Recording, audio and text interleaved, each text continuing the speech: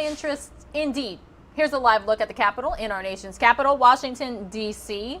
Some news broke overnight. Nearly a $1 trillion COVID-19 relief stimulus bill was passed. But that's not what has gone viral about the event. The situation is not the fact that a bill was passed, but rather Senator Rand Paul's Senate floor speech against the bill has gone viral. The senator from Kentucky, who is a Republican, addressed the Senate yesterday afternoon as his colleagues prepared to vote for the $900 billion coronavirus relief package, and told his fellow Republicans who backed the stimulus that they are no better than the Democrats they criticize, who align themselves with socialism.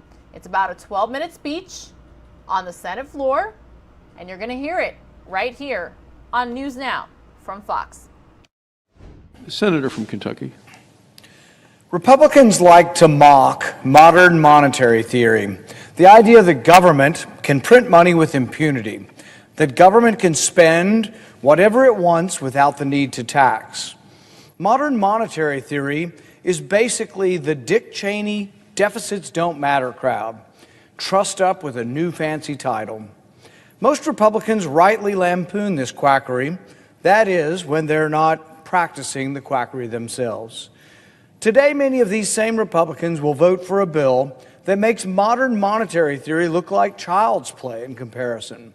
The monster spending bill presented today is not just a deficits don't matter disaster, it is everything Republicans say they don't believe in.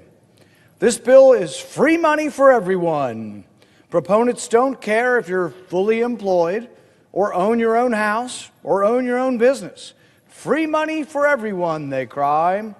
And yet, if free money were the answer, if money really grew on trees, why not give more free money? Why not give it out all the time? Why stop at $600 a person? Why not $1,000? Why not $2,000? Maybe these new free money Republicans should join the Everybody Gets a Guaranteed Income caucus. Why not $20,000 a year for everybody? Why not $30,000? If we can print up money with impunity, why not do it? The Treasury can just keep printing the money. That is, until someone points out that the emperor has no clothes and that the dollar no longer has value. To so-called conservatives who are quick to identify the socialism of Democrats, if you vote for this spending monstrosity, you are no better. When you vote to pass out free money, you lose your soul and you abandon forever any semblance of moral or fiscal integrity. So the next time you see Republicans in high moral dudgeon claiming and complaining about spending of Democrats and socialism, remind them if they supported this monstrous bill that really the difference between the parties is less Adam Smith versus Marx and more Marx versus Engels. How bad is our fiscal situation? Well, the federal government brought in $3.3 trillion last year and spent $6.6 trillion. The deficit last year, a record-busting $3.3 trillion. If you're looking for more COVID bailout money, we don't have any. The coffers are bare. We have no rainy day fund. We have no savings account. Congress has spent all the money long ago. The economic damage from this pandemic is not the reason for this runaway spending. This spending's been going on for decades. Every year, even before we get to all the extra COVID-free money, we've been spending $1 trillion we don't have. Today's money is gone. So Congress is spending tomorrow's money. The spending chart is a red line of red ink that goes on forever. When we talk about spending tomorrow's money, it's not just the money that we need next month, it's the money we might need in a decade.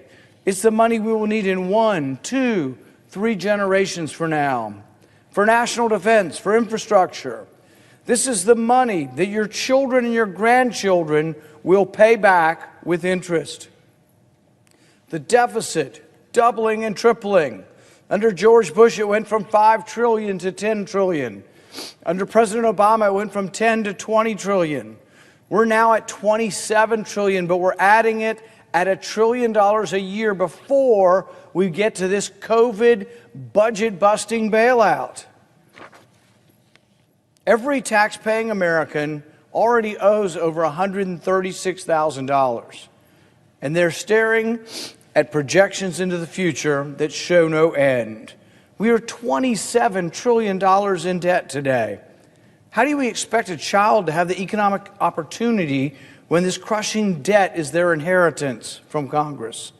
The numbers are mind-boggling.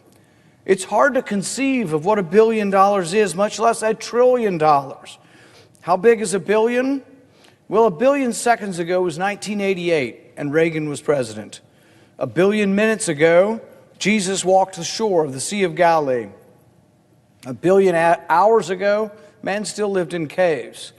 But $1 billion ago was just 80 minutes ago. $1 billion ago, at the rate Congress spends money, was just 80 minutes ago.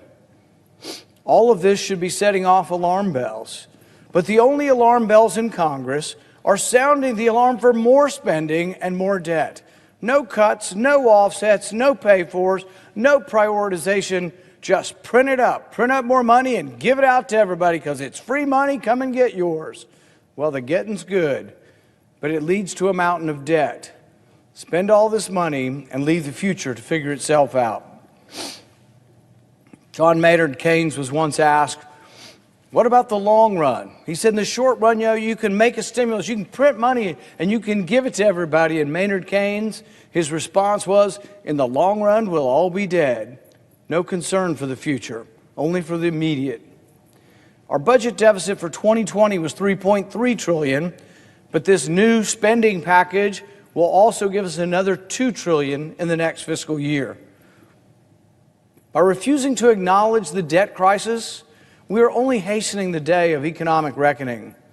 Total debt was 55% of GDP just 20 years ago. Today, it's 128% of GDP. So our total debt is more than our GDP, 128% of our GDP. The World Bank estimates there's a tipping point of debt to GDP at about 77%. Every percentage point costs another tenth or so of economic growth. So every year we're giving up somewhere between 5 to 8% of growth every year because of this burden of debt. This is thousands of jobs every year, tens of thousands of jobs that we lose because of this burden of debt. We are borrowing and worsening this debt crisis in part because too many governors and mayors have imposed heavy-handed restrictions that crush business. It isn't the pandemic that's killing the economy, it's the government's overzealous response that is killing the economy. The pandemic itself was disrupted, but Congress is being asked to help perpetuate these lockdowns. The more money we give to the states, the more they keep us in lockdown. Every bailout dollar printed and passed out to the governors only allows these tin-pot dictators to perpetuate the lockdowns. Their rules are arbitrary and unscientific. Governors and mayors across the country are picking winners and losers. Businesses, some that have been in families for generations, are being wiped out because they're not allowed to open. Restaurants have to close their doors for indoor dining, but then they get told they can open at limited capacity. But then they are told they have to close again. And then they get told they can open outside, and then they're told they can't open outside. Confusing doesn't even explain the half of it. Bars are told that they can only serve alcohol if people are sitting and not standing, and only if they have heavy foods on their menus. Restaurants are told they can serve outdoors, then they have their permission revoked after they've sunk time and money converting their restaurant to outdoor services. But a caterer is told they can still serve outside. Businesses are told they have to close at an arbitrary time determined by government officials as though the virus only comes out late at night. A business in one zip code can open, but one in an adjoining zip code across the street has to close, as if the virus can't cross an imaginary line. Airlines are allowed to fly, but hotels have to limit their occupancy, so you may not have anywhere to stay when you get there. Mom and pop stores and specialty stores are forced to close, but big box store competitors are allowed to stay open. How is any business expected to survive with this kind of arbitrary regulation that changes from day to day? Meanwhile, many schools remain closed, despite overwhelming evidence showing kids can learn safely in person, which means parents can't go to work, which forces parents to leave their jobs and take care of homebound kids. Now, they have no income because the government forced them to leave their jobs to take care of their kids, and many kids are struggling with this improvised virtual school. The need for help is real. I hear it every day from Kentuckians and across the country. But it's clear that government has worsened the economic damage and acted as the biggest obstacle to economic recovery. There is no free money that can get us out of this situation. The only thing that can save us is to open the economy. If we give these tin-pot dictators, these governors, more money, they're less likely to open the economy. The answer is not printing up and distributing free money. It's opening the economy. We're not even debating the real answer to this. We're like, just print up the money and shovel it out the door. The deficit be damned. The threat of the destruction of our currency be damned. We can choose to let our economies open with guidance and precautions, but not obstruction. Let people rebuild their livelihoods. Reopen our schools so our kids can return and parents can go back to work. Congress should do away with automatic spending increases and scrutinize where in the budget we can find savings to pay for the pressing needs arising from the pandemic. But we shouldn't simply print up money and pass it out to everyone. Or Congress can follow the status quo. Congress can continue to borrow from our kids, the same children we've locked out of our schools. Congress can keep enabling and shutting down businesses by force, spend all of today's money and all of tomorrow's money, and then good luck. Good luck figuring out how to pay for all of this massive debt. It doesn't have to be this way. There is another alternative that won't be debated. And that alternative is open the economy.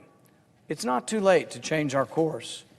Cut unnecessary spending, eliminate waste, stop fighting a $50 billion a year war in Afghanistan that hasn't had a military mission in at least a decade.